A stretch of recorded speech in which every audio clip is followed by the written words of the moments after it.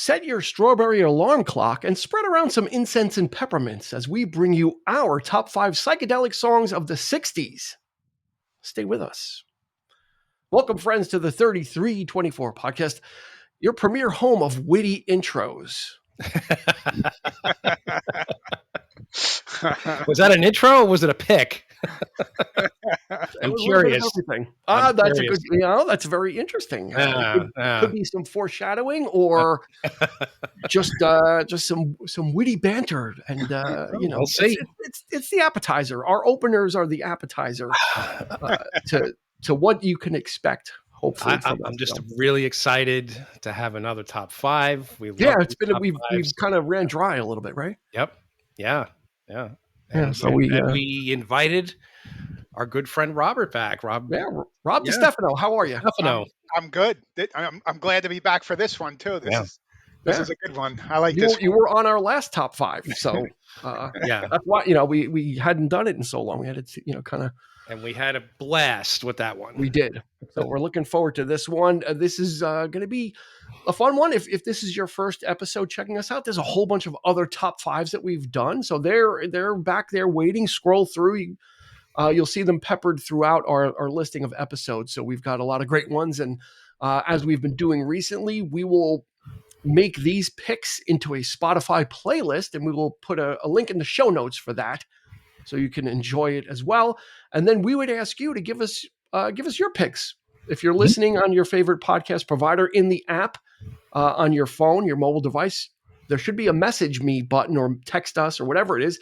You can do it right there, or you can hit us up on Instagram, Facebook, or YouTube, and give us your picks as well. We'd love to, and then we'll add them to that playlist, dynamic Spotify playlist. Yeah, which is pretty neat. I love doing that kind of stuff. Yeah, it's always good because this way we kind of expand our circle a little bit and get some things that we may not have thought of. That's right. It's always nice to have more input. So, yeah. It's always a fun one. This is an interesting subject. When we think about the 60s, I mean, it was flower power. It was the Beatles era. There was the British invasion, Rob, right? And then there was like psychedelic music. Yeah, it spawned a lot of great music. A lot of good bands came about from that. Good instrumentals, everything. It sort of took music in a different direction. Yeah, and it hit all genres. Things got experimental, but I was thinking about it today, Eric, and it's kind of like this is almost a genre of music that was influenced by the social upheaval of the times, right? Because as that summer of love, and then it became expand your mind, right? Tune in, turn on, tune out, whatever it was. And people became experimenting with drugs and LSD and whatnot. Then there became psychedelic music, almost music to either influenced by or to accompany that trip, right? That experience, yeah, absolutely. And the way I think it was also a lot had to do with the way it was recorded. The experimental nature of recording at the time too. So you had the Beatles, of course, were. They kind of got that rolling, but other bands were doing it as well. And just sort of, and a lot of, you had a lot of other bands that were more or less covering certain songs as well. And also putting that psychedelic spin and putting that spin on it. Exactly. Sometimes making them almost unrecognizable. I can think of one song in particular, but maybe it'll be on the list. And also bringing in different instruments. Yeah. Exotic stuff that you never thought would be on a pop or rock song and again, like you mentioned, Dean, different genres too. I mean, there's a lot of different types of psychedelic. You got your rock, you got even jazz was doing it. Incorporating that spacey sort of sound, and but of course you had pop music and pop soul. It kind of was in it. Yep. Yeah. Yeah, it was just kind of like that wave. Like I said, social upheaval was happening where back in the 50s, Marlon Brando and James Dean were like the punks and the hoodlums, right? And then the Beatles that was nothing compared to the whole hippie movement. But the hair was really long. People, not showering or just looked, like they rolled out of bed. And then it just became, like I said, experimenting and expanding your mind. Yeah. And then this music was set to it or inspired by it. So we're going to give you our top 5 plus a couple of honorable mentions, which we like to do. Mm-hmm. I'm going to say there's one band that I stayed away from because I think Eric is going to go with it. And back in the day, like when we first started doing top 5s, we used to try and predict. It didn't work out well, so we kind of dropped it. We used to try and predict what we were going to be picking. But in this case, I have an idea. I think I have an idea, so I stayed away from it just to clear the road for him. So we'll see. We'll see. We'll see if Rob kind of goes. Maybe Rob. I mean, you got 13, 14 songs apparently, Rob. I think you're a big fan of this type of music, man. I don't know. We'll see. Yeah. Well, you know what? Let's get him started then, Rob. Rob Stefano, why don't you give us number 5? We're doing the top 5 psychedelic songs of the 60s. And what's your number 5? My number 5 is a gentleman who was originally inspired by Bob Dylan. I would call him the British Bob Dylan at one point. And then he sort of carried it over and became psychedelic folk almost. Mm-hmm. And the person I picked was Donovan. Mm-hmm.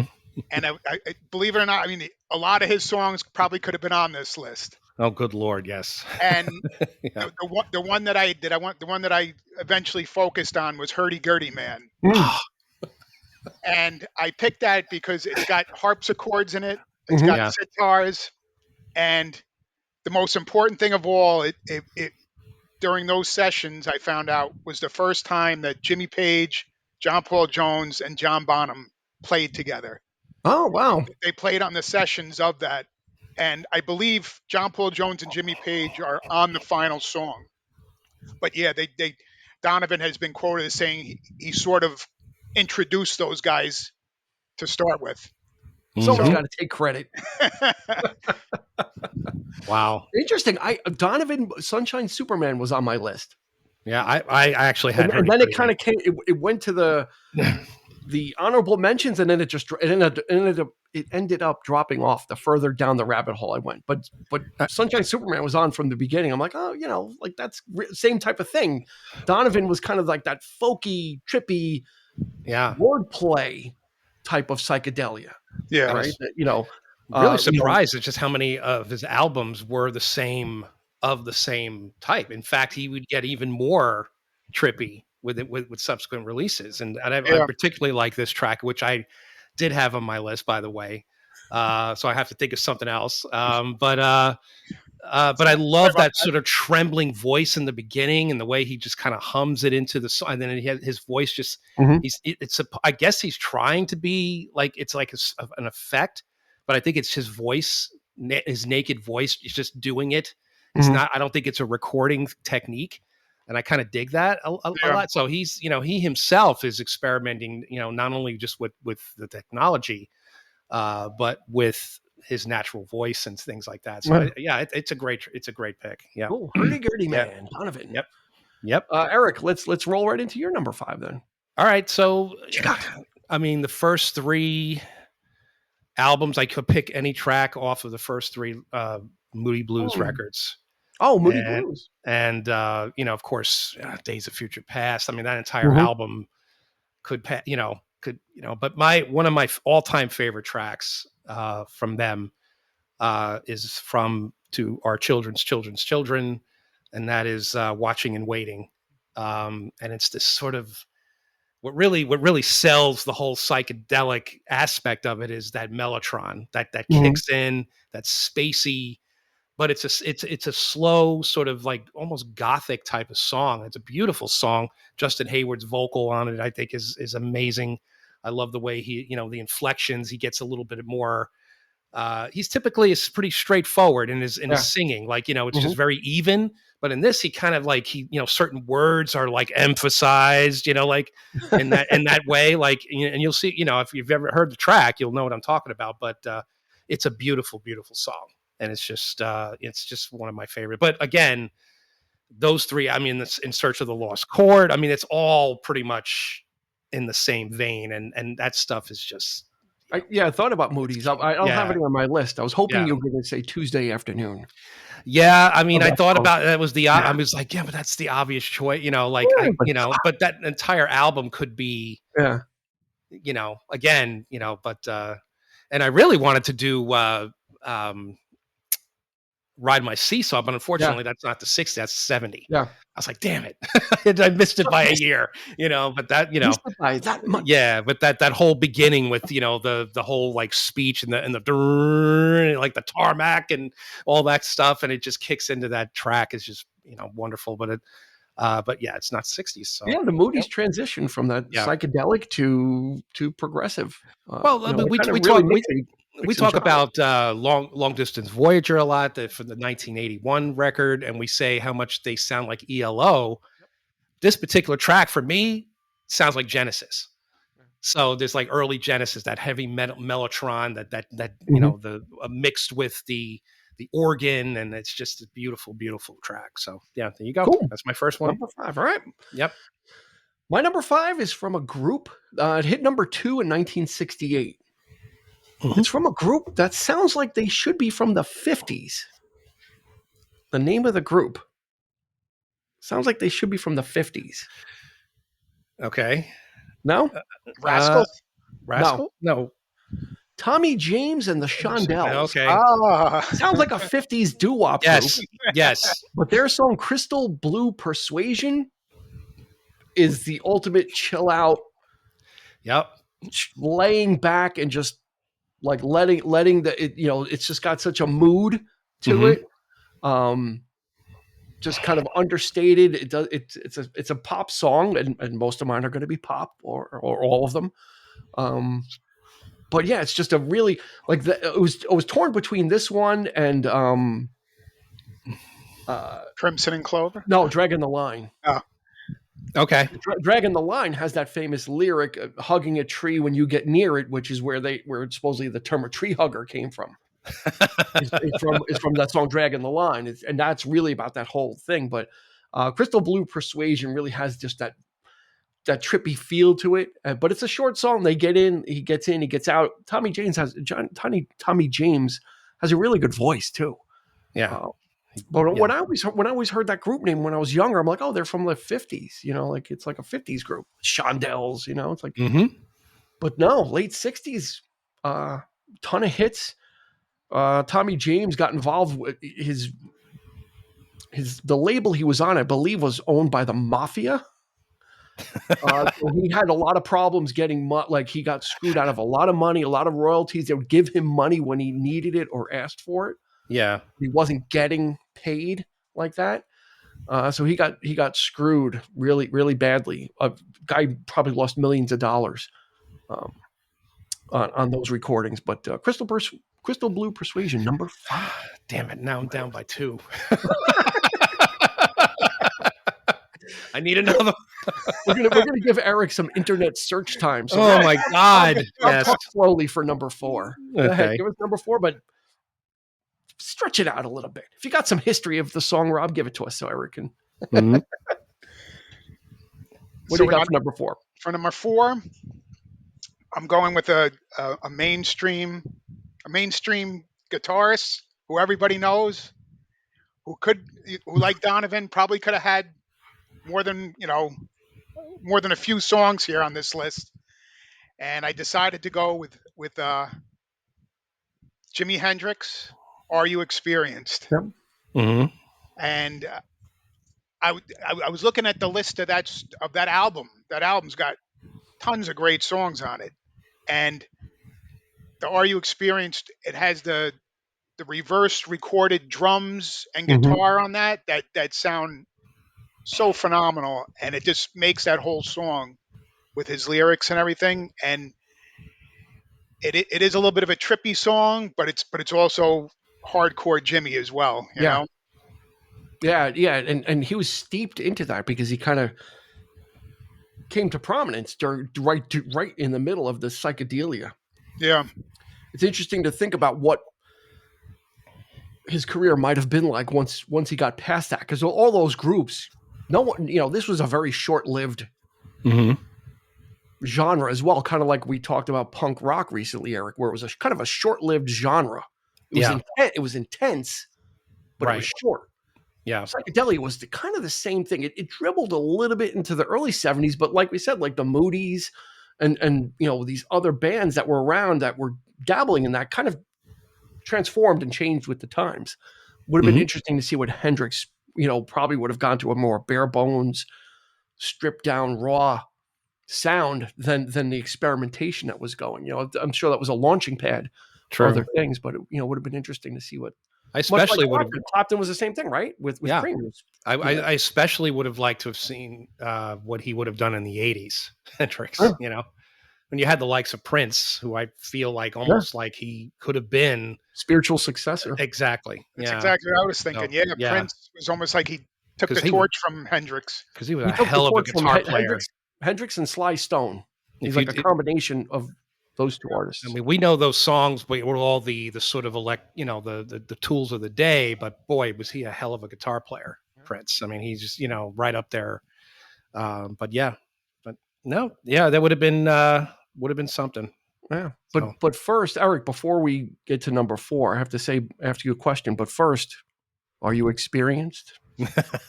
Not necessarily. Have you ever been experienced?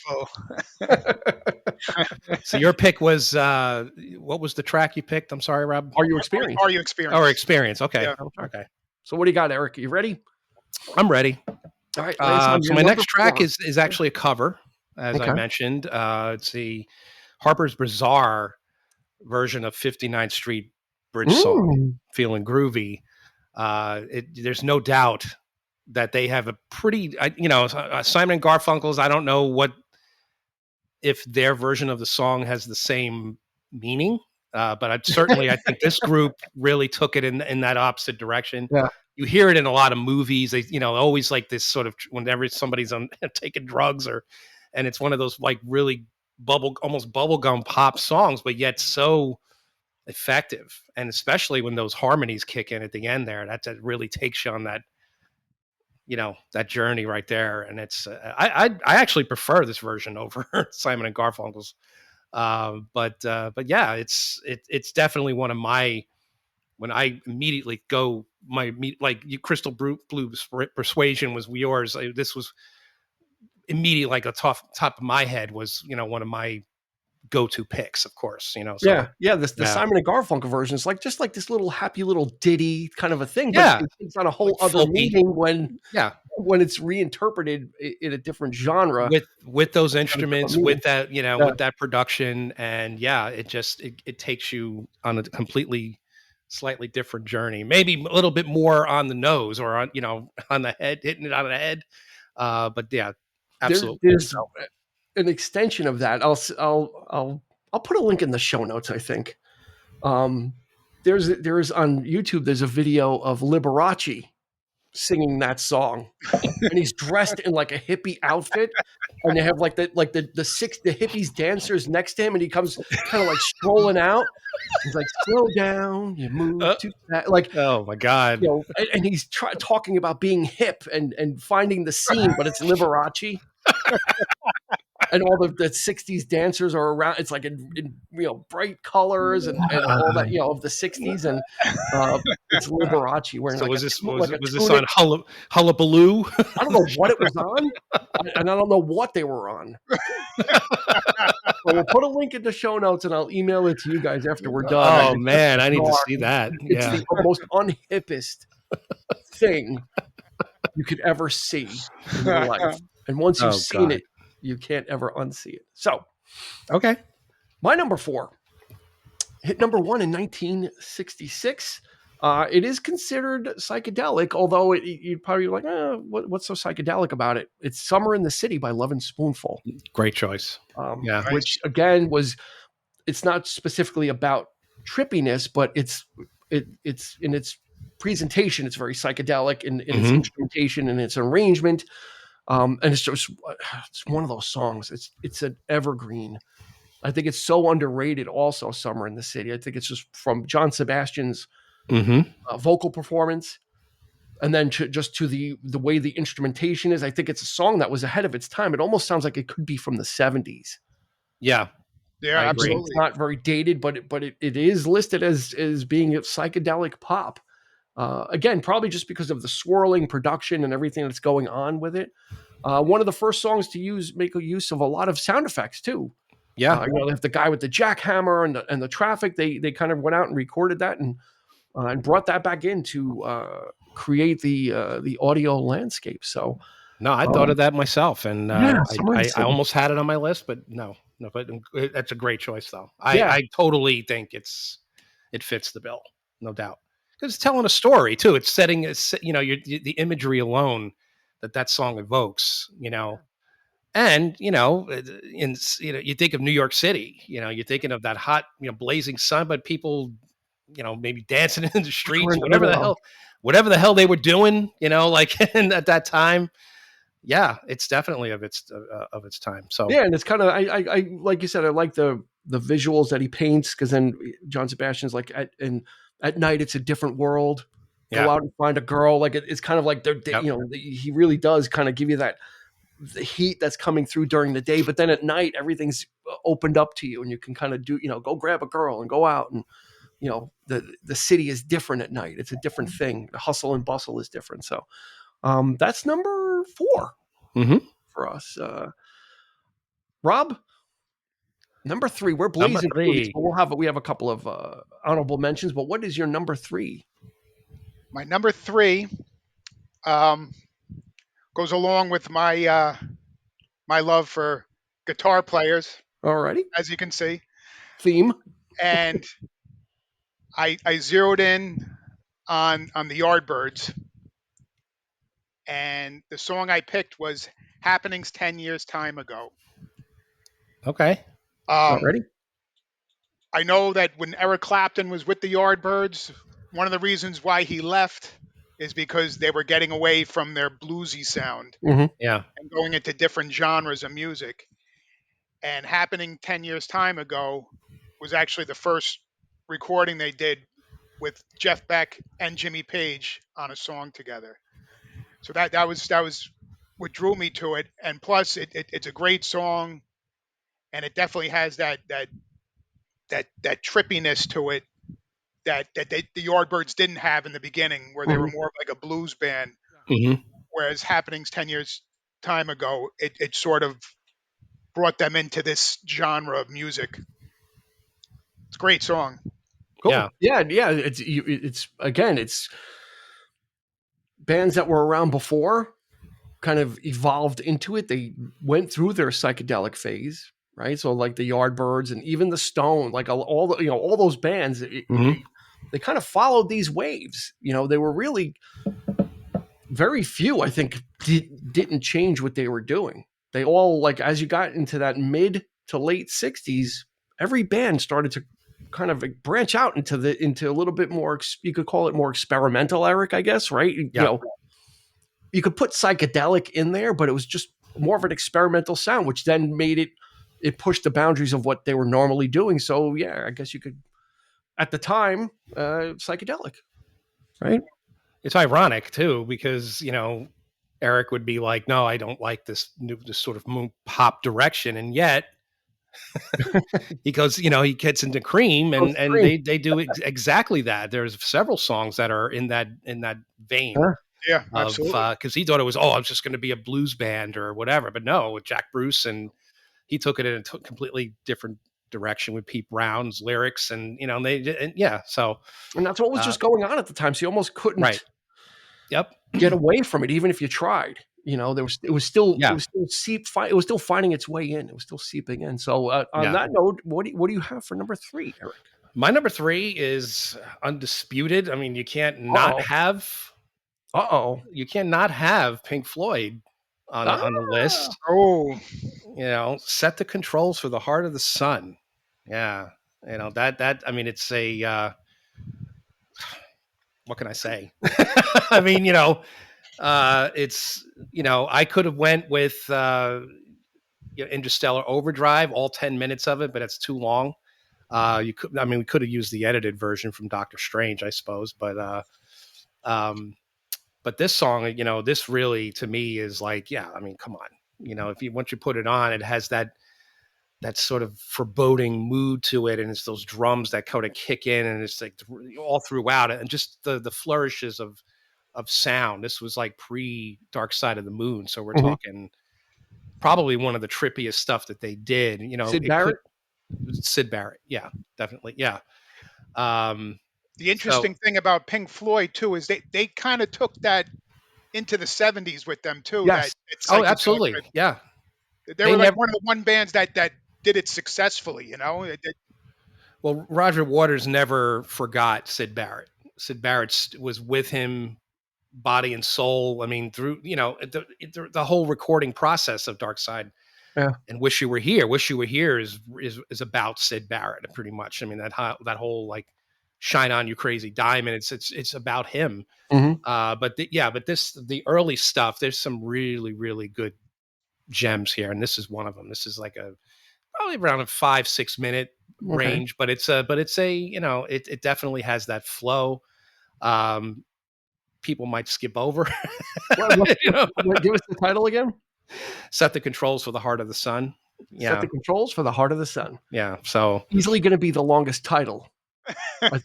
Yeah. Set the Controls for the Heart of the Sun. Yeah. Sounds like something Kirk would say. Yeah. Squarely, it's spacey, it's trippy. It is, it's everything you would come to expect from Pink. You would think like a lot of the prog bands of that time in the 70s were doing like, really going all out. In their earlier stuff, it was more sort of poppy and lighter. Not here. This is something that is, from the get-go, extreme Pink Floyd. Yeah. It really, even their early stuff was just, and unlike any other thing that I had heard. Cool. In that vein. So yeah, right. it's I could not have put this on there. So I apologize if it's a little too long, but there it is. You can't go wrong with Pink Floyd. No, you're making me feel so inadequate now. After that big build up, and this is the one. It can't be. And then I'm going to come in with Age of Aquarius and Let the Sun Shine In from the Fifth Dimension. What's wrong with that? Which hit number one. Fantastic. Oh, it's fantastic. Psychedelic Soul.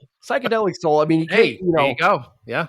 This hit all that stuff. Age of Aquarius, and it's got the lyrics, but it's got great vocals. This stuff could all, Eric proves the point that, and Rob too, that, the stuff could be esoteric, but it can also be very accessible.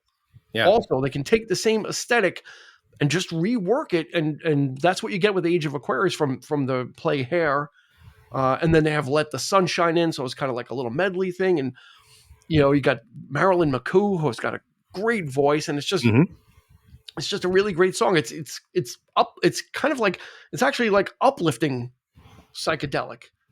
It's not warnings. Usually psychedelic songs are like warning you of something. Beware. Yeah. Look out for this, look out for this and that kind of, they're kind of like a foreboding with some psychedelic stuff, darker themes. Yeah. But this one is, it's like, hey, the dawning of the Age of Aquarius. And it's just a lot of fun. It's a fun pop psychedelic song, but no less, again, the way, just in the effects and the, it definitely, these songs, a lot of times people would tend to use the poppier stuff for drug-induced stories, like, that you see, like anytime there's a crime thing with drugs. I mean, it's always the pop stuff they go for. Donovan and like I said, Harper's Bazaar and things like that. So they're not going to put Pink Floyd in that vein. It might maybe get 2 seconds of it or something in the background, But to prove the point, it definitely has that effect. The needle drop moment. Yeah. And as you say, on a more accessible, much more accessible level, so that everybody can be, but experience that feeling, of like just that little bit of weirdness to it. That it's just, It's great. Yes. That's a great choice. No, that's a fantastic track. Yeah, there you Stamp of go. approval. Cool. All right, we're barreling to number 2. Rob, are you pulling out a number 2 from your? Are these in any order, or are you just kind of cherry picking from what you got? They're sort of it. Yeah, Okay. they're sort So of your in number order. one's going to be like your big one. My number one was my number one from the start. Got it. Okay, good. All right. My number 2 Yes. is hopefully I'm not stepping on toes with this one, Let's see. but it's also from this band. It's from my favorite album by them. Okay. Inspired by Timothy Leary's with LSD and everything, and it's "Tomorrow Never Knows" by the Beatles. Ah, Hope I wasn't stepping on toes there. we'll find out. We shall The find out. Revolver album is my favorite Beatles album. Yeah, mine too. Yeah. I think everybody always says Sgt. Pepper, and I think Revolver was 10 times better than it. And Tomorrow Never Knows is one of my favorite songs off of that album. And I love the whole feeling and aura of that song. You know, the craziness. It's sort of like a droning song, but it's got like all those weird noises coming in and stuff. And the lyrics with it. I mean, you could almost, not that I've ever done it, but you could almost see yourself taking LSD with that song. It's like there's just something about that song. It just brings you in, and I love that song. Oh yeah. Yeah, And highly experimental at the time, right, Eric? I mean, it's a we talked about miracle. it. Well, it's a miracle of recording too. I mean, they only recorded that on 4 tracks. So think about all the sound effects and the looping and all of that stuff that's happening just on 4 tracks. It's an amazing piece of backwards tape. recording. Yep. I mean, this pretty much, if there's ever an example of what the Beatles were capable of, especially in this stage before Sgt. Pepper, with using a more lush, with strings and all this stuff. But this by itself, it's a masterpiece of a song, and that's a great choice. And yes, it was on my list. Of course, it actually was my number 1. But wow, no, Rob, it's fine. It's good. It's all good. I got something else. The subtitle of this episode will be Eric's Devastation. Because we're both just chipping away. Strategically chipping away at his list. Yeah. I guess what we're probably due maybe later this year for a Beatles episode. So it'll probably be Revolver, I would guess. We'll get Robin.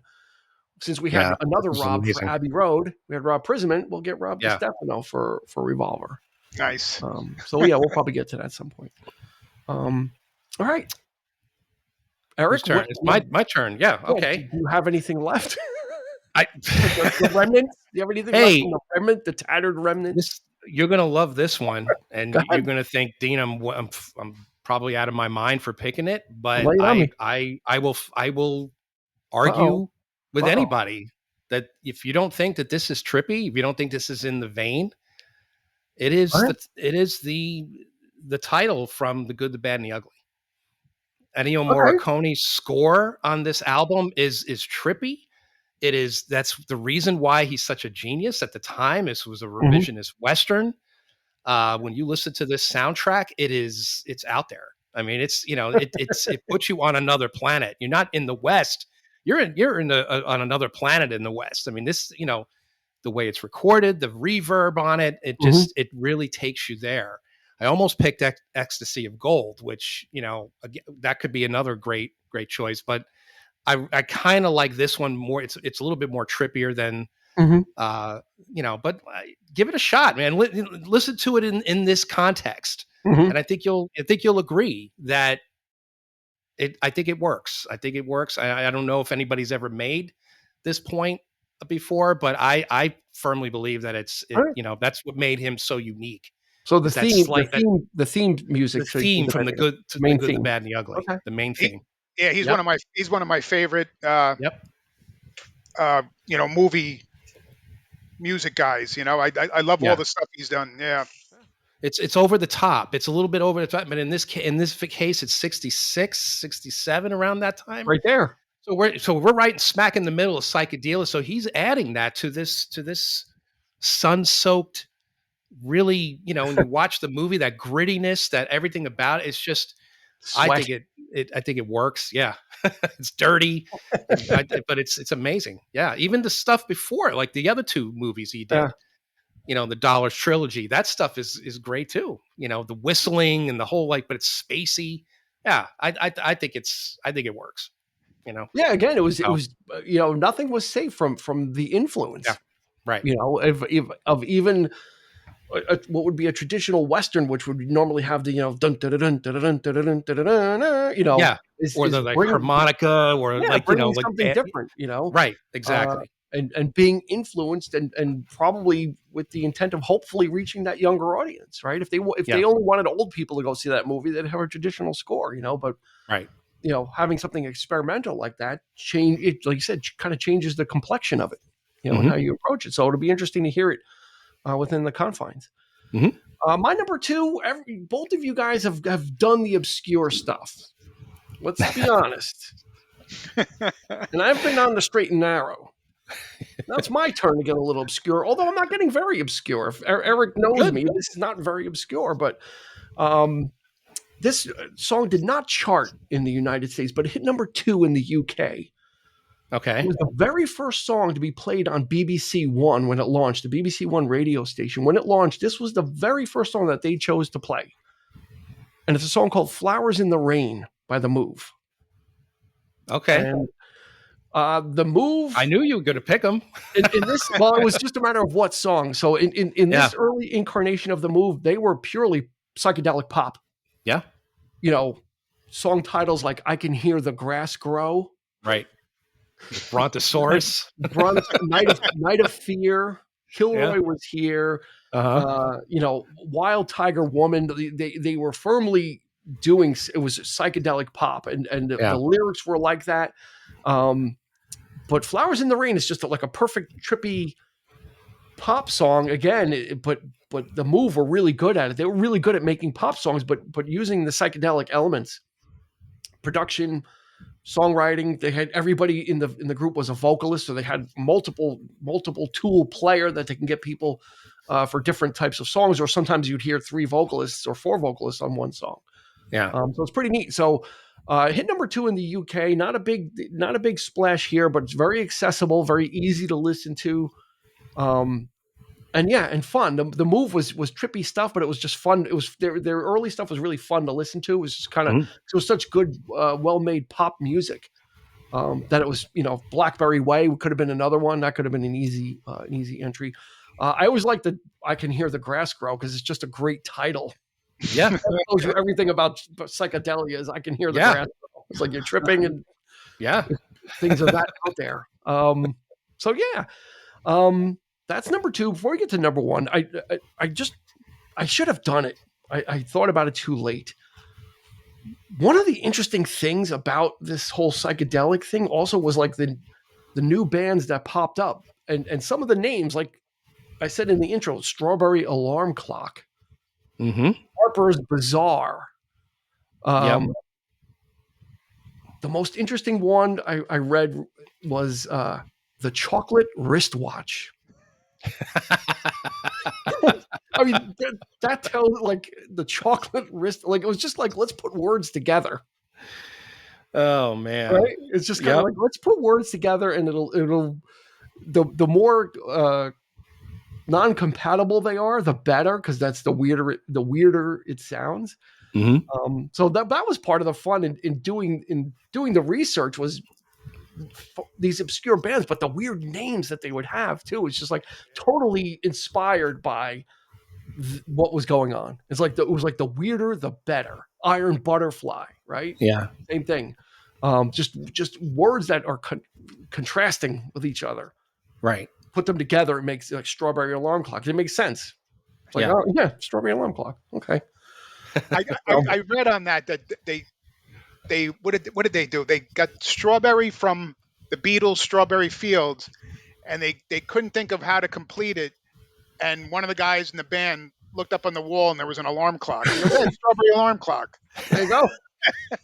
Sometimes it's that easy. All right, so we're ready. We're ready for number 1. So Rob, you're saying this number 1 is bona fide. I think it for is. you. Okay, for you. That's fine.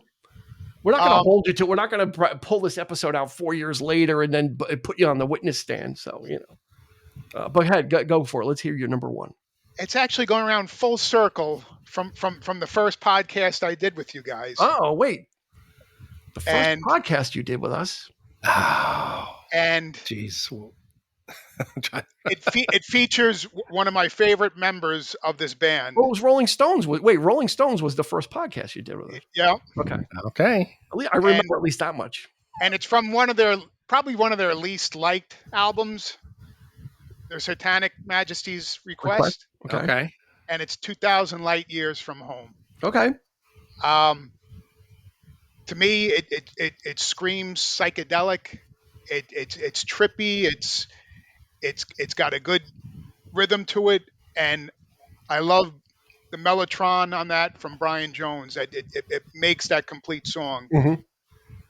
It was like a song that they originally didn't have mellotron on, and they weren't happy with it. And when Brian Jones put down the mellotron on that, they said, "Oh, that made it. This is it."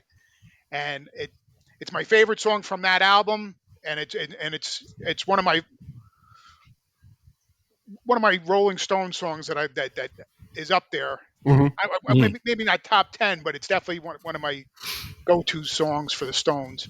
Do you think Satanic Majesty's Request, you think that was the breakaway point for the Stones from emulating the Beatles? Because it was very much, at least the cover was kind of like Sgt. Peppery, right? Was that the one Yeah. where kind of, and they were always in the shadow of the Beatles, always kind of one step behind. And I think at this point, I've read that they sort of realized that they were trying to copy the Beatles too much. Yeah.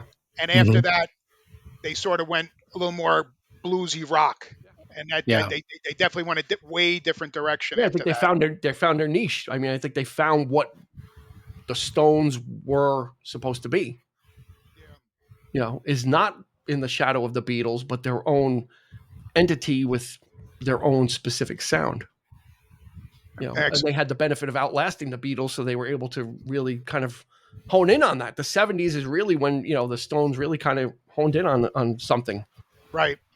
For all the problems they were having, but 2,000 Light Years from Home. Right? Yeah. Nice. That's your number one. Rolling Stones. He's calling it back to his first appearance. Bringing it over. So does that mean this is your last appearance? No. Maybe you were handing Hopefully not. Hopefully not. You were handing in your papers. Never again. Never. I need a certified letter from you. No, we don't let anybody go that easy. Yeah. You don't walk away from us. We walk away from you. Anyway, I don't know what I'm saying. Okay, Eric, number one. Now that we've ravaged and totally torn to tatters your list and destroyed the whole foundation your list was built on, do you have something? I do. I actually do. Of course I do. And I'm going to go with, I don't think it's as psychedelic as their earlier stuff. And it's maybe the band that you were referring to that you shied away from. And of course, it's Cream. Okay. And I'm going to go with Badge. Their last, Goodbye album. He co-wrote this song. Eric co-wrote this with George Harrison. And since Tomorrow Never Knows was my favorite, my number one, I replaced it with this one. So nice. I initially didn't have Cream. I actually had Hendrix on my list as well. I had Red House because I love that blues and that psychedelic blues as a perfect, sexy, but it takes you somewhere. But anyway, I digress. Badge, it's just an odd song. I just love the way it ends. It ends on and it does, like, what does it mean? Like, they're just making up words on the fly. And this, of course, was his response to George inviting him to play on While My Guitar Gently Weeps. So this was, Cream's goodbye, farewell. So he's like, oh, I'm going to reciprocate and have George, so he actually co-wrote the song, wrote the bridge, that guitar that comes in, that's George Harrison, that's fuzzy guitar. You could definitely tell. But I just love it. I think it's as good as any other Cream, I kind of thought of I Feel Free or Tales of Brave Ulysses, things like that. But that stuff tends to have that same, I don't know, like a lot of like psychedelic songs sort of sound like those songs as well. So who did it first? What, who's copying who? You know what I mean? So it's like this to me was an odd, sort of an outlier. It was just sort of like out there, and it's just weird enough to kind of slide right in there. So there it is. Cool. Badge. I've Yeah. actually, I read that the title of that song, Badge, was from when they were writing the song. Eric Clapton had written Bridge because they were going to do the bridge. Yeah. And George Harrison was looking at it upside down, and he said, "Badge, what's Badge?" And that's why they decided to name the song Badge. Well, I mean, there you go. There it is. Right there in a nutshell. That's the reason why it's on this list. I mean, they're both pretty enough. Pretty fucked up at the time, I'm sure. So yeah. Yeah, to me, you kind of alluded to it, Eric. It's kind of a song that just ends like without resolution. It just kind of like, it's just kind of like, where's the outro? Like, what, Oh, right. And of course, in concert, he would extend it out. But, but just the way it ends, it's just like, what the hell was that? Almost like they just walked away, like they stopped playing. They stopped playing. And that's what it feels like. Kind of felt like that, So. Yeah. All right, my number one, I'm surprised it made it. Both of you scared me a couple of times. I'm surprised I made the journey to number one. This came out in 1966. It hit number 24. This is cited as the first bona fide psychedelic song. This is what's being cited as like this started everything going. And the only way to listen to it is if you go 8 Miles High. Oh, there it is. By the Byrds. Rob, I thought for sure you were going to pick this one. It's on my list. Okay. It's on my list. Trippiest of the trippy. It's got the great guitar stuff in the beginning with the, bam, bam, bam, bam. Then it's like, it's really messy. And it's like, really, you don't know what's going on. It makes you uncomfortable because it's so messy. They're also, I think, one of the first bands to use an electric 12-string in a song. Yeah, that distinct Rickenbacker, high-pitched twang. Like, I don't know what it is, but you definitely get it, and it's.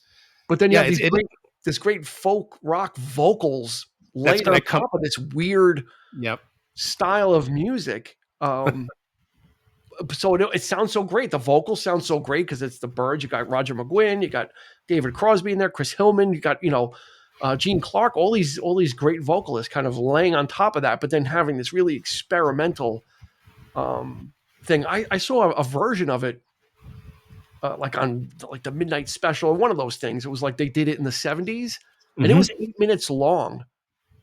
And they actually never sang a lyric. It was just all like free form, like guitar. I'm like, when is this song? I know you're kind of noodling.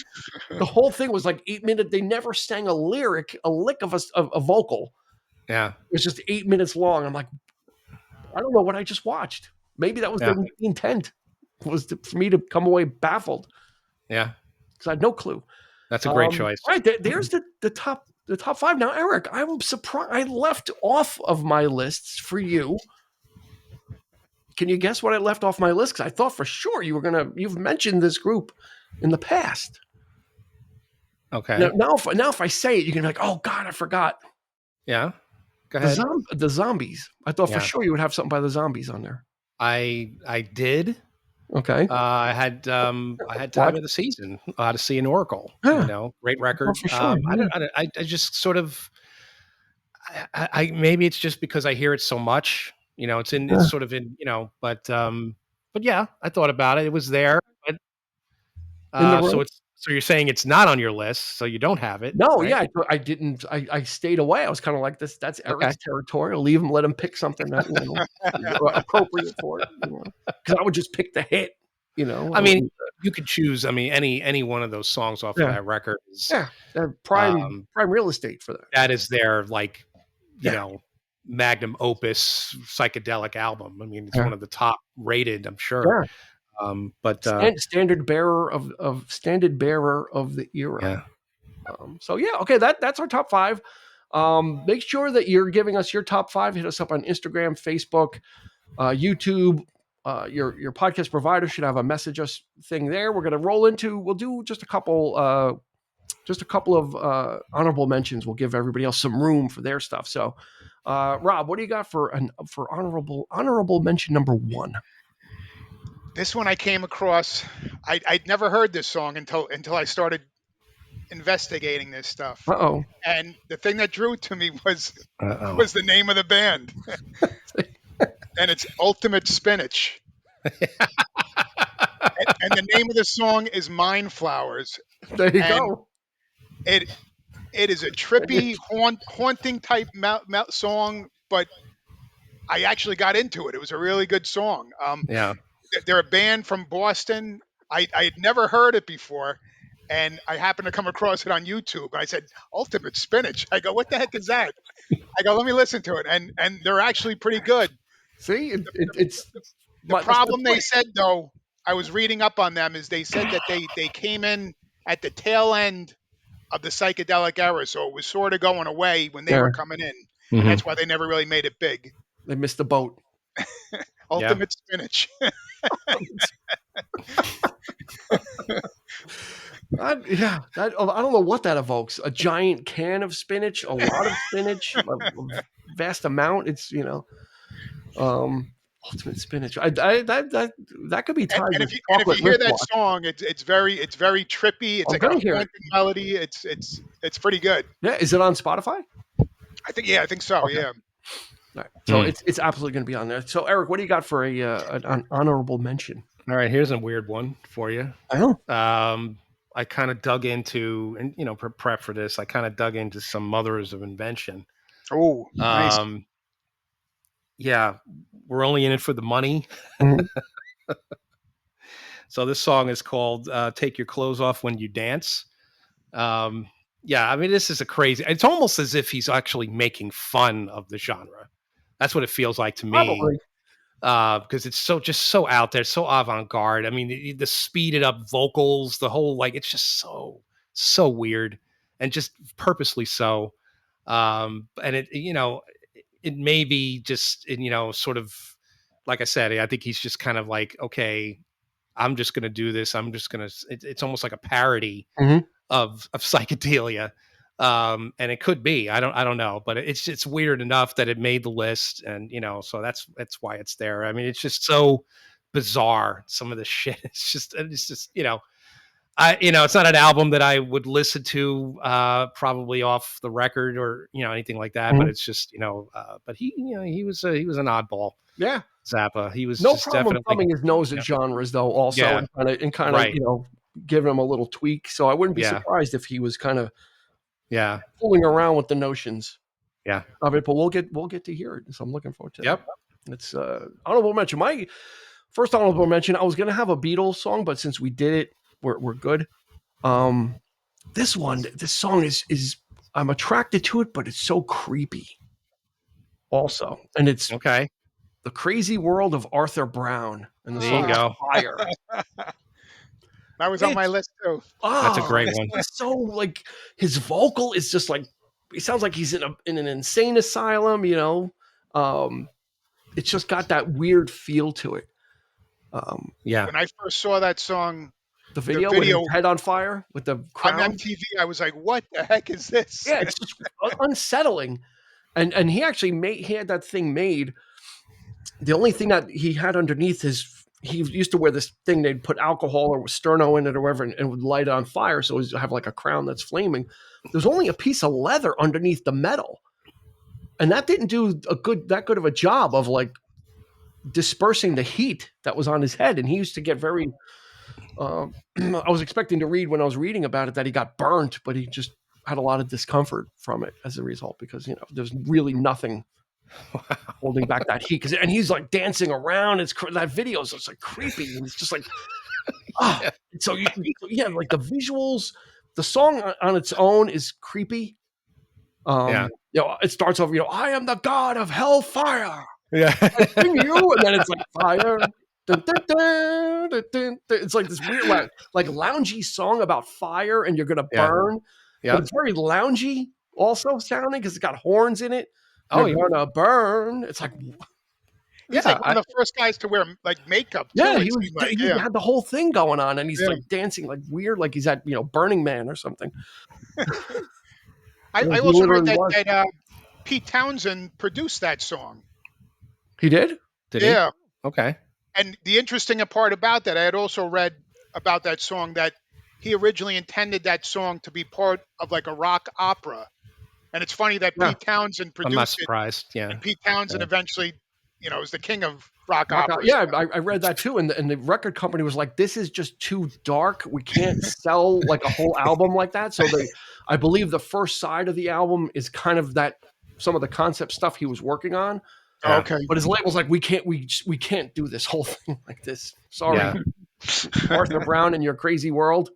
We can't do it all. But they did do enough of it, and then Fire was just very unsettling. So yeah, it's probably like bad trip music, like that really like messed people up probably when they heard it. All Okay. right, well, let's do at least one more. Let's do one more. I think we could do two more. I got two All right, more. let's see. Let's see how quickly we go if time allows. Yes. Okay. Rob, what do you got for another honorable mention? All right. This one, I was actually very surprised that nobody had this one on there because I figured everybody would pick this one, and it was one of the first that I actually thought of when I was thinking of this, and it's "White Rabbit" by Jefferson Airplane. Yeah. It's on my honorable mentions as well because I didn't want it to be so obvious as well. Yeah. So. Yeah. And you can't not have that on a psychedelic list. It's got to be on there. Sure. It's probably the top of the heap, right? I mean, it is probably Oh, sure. Yeah. the one. For sure. Like top three, top tier. Yeah, no doubt. Yep. From the eerie, echoey guitar in the beginning, just the solo guitar, Yep. And it's one of those songs that it just keeps building up as it goes along. Yeah.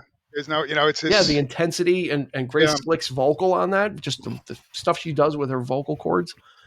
But see, that's the thing. It's one of those songs, though, that really where they're going with it. I mean, the lyrics just suggest that, and it just so sometimes you just want to kind of dive into something that's just odd sounding, like that just that could fit the bill, and they weren't really trying to do maybe it's just more experimental as versus okay, this is a song about taking drugs or whatever.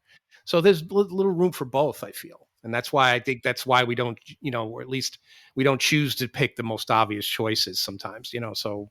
I was kind of leaving it. I much like Rob, I thought, somebody might take White Rabbit, so I'll put it. Yeah. If not, we'll get to it anyway. But because that's a slam dunk song. That is absolutely needed to be on the list. So if you guys didn't, I would have, because it's probably somebody probably would have complained, why isn't that on there? So yeah, it's there. it's there. Absolutely. So what do you have for an honorable mention, Eric? Isn't it Rob's choice? No, he just did White Rabbit. Oh, you did White. I'm sorry. Are you tripping? Okay. I am tripping. This is an interesting pick because I picked the Rascals, a song called Place in the Sun. It's from the Grooving album, which came out a year before they actually did a psychedelic album called Once Upon a Dream. Yeah. 1967. And I think it's a concept record, if I'm not mistaken. But I really liked, the sort of precursor that, they're planting the seeds of what was to be, I think, on that record with songs like this one, A Place in the Sun. It has that trippy organ. It's just enough there. It is a poppy type of song. It's kind of like, you're kind of tripping down like the lane kind of thing, like it's just enough there for me to have that nice brushstroke of psychedelia. And I think that, I think it works. So that was actually further up on my list, but I just kind of, put it down on the honorable mention. I think it, Rascals dabbled in that, in like probably more of the oral landscaping that they would do, because their vocals were spot on. It wasn't that. It was what they would do with the music, how they would interpret the music and put their vocals on it. So Rascals, you would think, oh, it's just kind of Blue Eyed Soul or whatever, but no, they were doing People Got to Be Free. They were doing a lot of stuff after their It's a Beautiful Morning style stuff that was a little more socially conscious as well. And also experimenting. Yeah. And this song has that, a little bit of that. We'll find our place in the sun, because, we're all going to be okay type of thing. And it's sort of that optimism of the time as well, So yeah, I think it's a great track. And again, that's just that trippy organ that sells it. Yeah. That kind of puts it over the top there. So yeah. Felix Cavalieri. Yep. There. I got to see him a few years ago and he sounded fantastic. Oh, great. He's really good. So, all right. My second honorable mention, I'm going to go into a group that I thought somebody else would have, so I left it off the list. It's the Dark Princes of psychedelic music, The Doors. Oh, I nice. didn't think anybody would have any Doors. I thought somebody would. So, after it became The Doors, then it became, well, what song by The Doors? The one I landed on is Who Scared You by The Doors, which is on Weird Scenes Inside the Gold Mine. It was recorded during the Soft Parade sessions. And I've always been attracted. The first time I heard the song, I've always been attracted to it. Yeah. Morrison singing in that lower baritone voice throughout the whole song. Yeah. The lyrics are a little trippy, but they were, the Doors were moving away from that. Their first 2-3 albums were really that psychedelic stuff. Mm-hmm. And then they were evolving into a blues band. And this kind of skirts the line a little bit. It's straight ahead kind of rock, but it is still a little psychedelic with its lyrical content. Mm-hmm. And it's just a good one. I could have done, Hello, I Love You, any of those, but this is still accessible enough. It's not the weird 10-minute Doors song. It's like 3 minutes. There's a cut down version, but I found on Weird Scenes Inside the Gold Mine, it's the full version, which is it's less than 4 minutes long. So I don't know why they would edit the song for CD releases. It makes no sense because it wasn't a radio hit. So there'd be no reason for an edit, but they did. But you're going to get the full Who Scared You by The Doors. Nice. The best Doors song you've probably never heard. We'll put it there. So let's do one more. Let's see if we can roll through one more. Rob, what do you got for your third? Let me think. It's out of 2 of them that I'm thinking of. And I'm going to go with, since you mentioned Blue Eyed Soul, I'm going to go with Steve Winwood and Traffic, and Dear Mr. Fantasy. There you go. I love that song. The keyboards in it and everything. It's an awesome song. Stevie Winwood. I love Steve Winwood's vocals too, guys. Yeah, and that guitar solo. Yeah, he blew me away when he did that at Crossroads. I had never known that he cocould play guitar like that. Like what? Like why are you here? Don't you play keyboards for the most part? Like, I know he plays that he's great on the organ and whatever, but holy shit, I was blown away by that because Clapton even left the stage when he wasn't even playing with him on that that point. But let him have it. Oh my God, yeah, just fantastic. Yeah. Dear Good Mr. stuff. Fantasy. Traffic. Yeah. Yep. Felix Pappalardi, was he in Traffic? I don't think it was. so. Wait, no. That's just it's a callback to a previous episode. Yeah. Rob, you didn't miss a joke. It wasn't an episode you were on. I was just calling back to a previous episode. I knew where you're going with that. Anyway, Eric, what do you have for a final?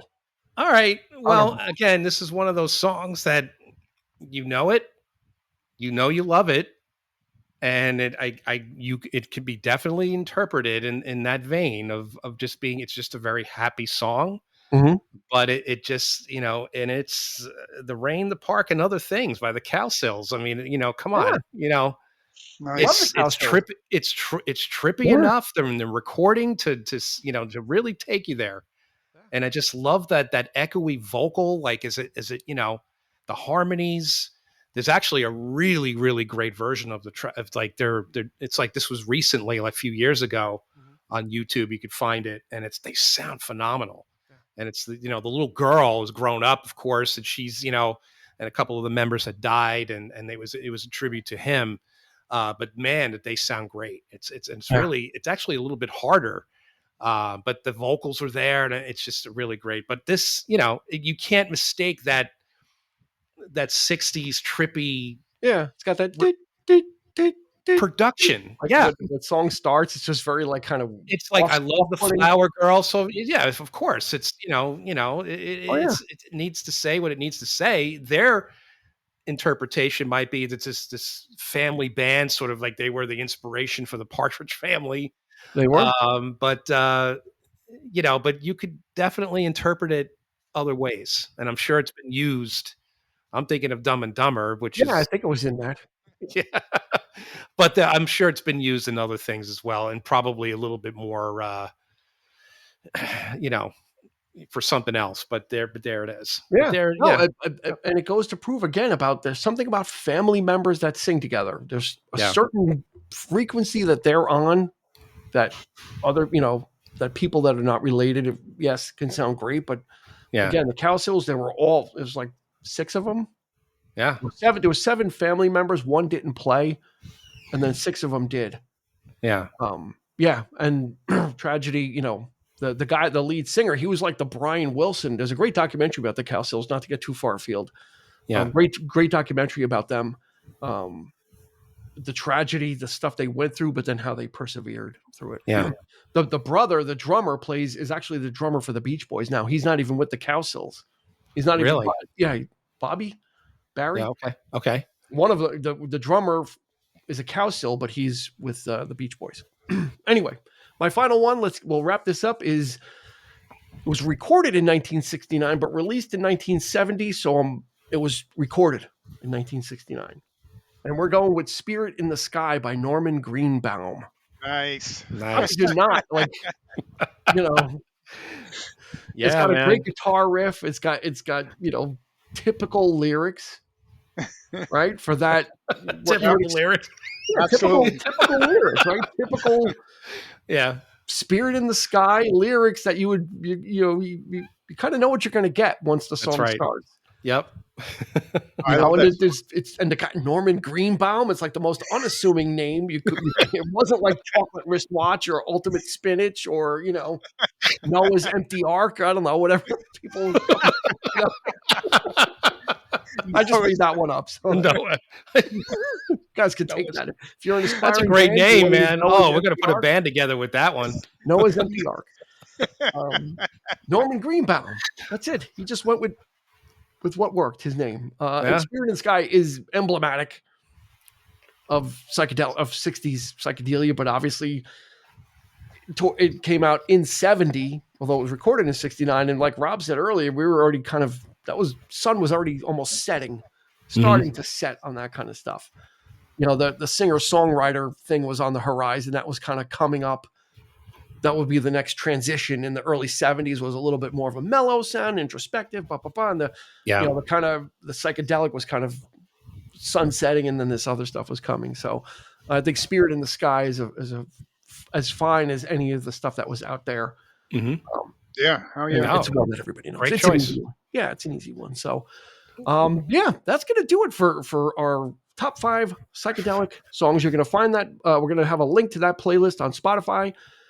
So we'll put that in there. We'll also put a link to the Liberace video of him doing the Feeling Groovy song, it's 59th Street Bridge song, which is something once you see it, you can't unsee it. So look at your own risk.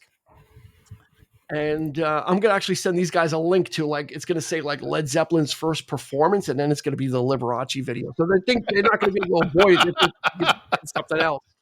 I'm going to Rickroll them, but I'm going to Liberace roll them. So, Rob DeStefano, thank you so much for joining us. As always, we appreciate it. Lots of fun. Lots of fun. More top 5s to come. More episodes about films to come.